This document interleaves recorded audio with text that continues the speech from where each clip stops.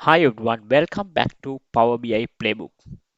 So have you ever added a slicer in Power BI and noticed that the search box is missing?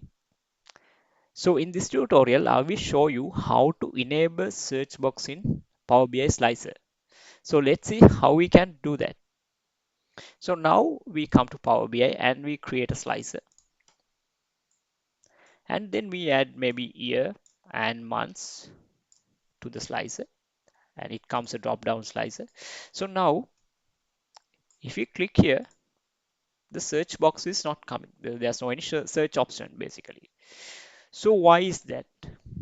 Right? Because it depends on the date or the format of the field here, type of the format, right? So let's see how we can get it enabled then.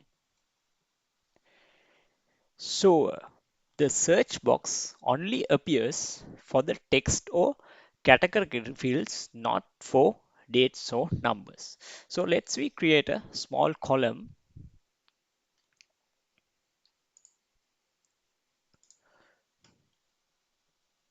right? The column name we set it as text date and we give here, we format it basically, we format our date field, date, and the format is month, year, right? So we use that format. All right, so now our text field is created based on the date. Now we create another slicer.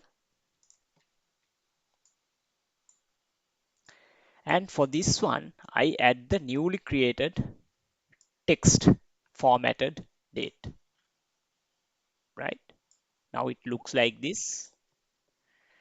And then if you go here, as you can see, the search is appeared. So now you can search sept like that. So if you click here, see, it works, right? So this is how, so let's say if you want to add further to modify that, okay, I add a profit or sales here, right?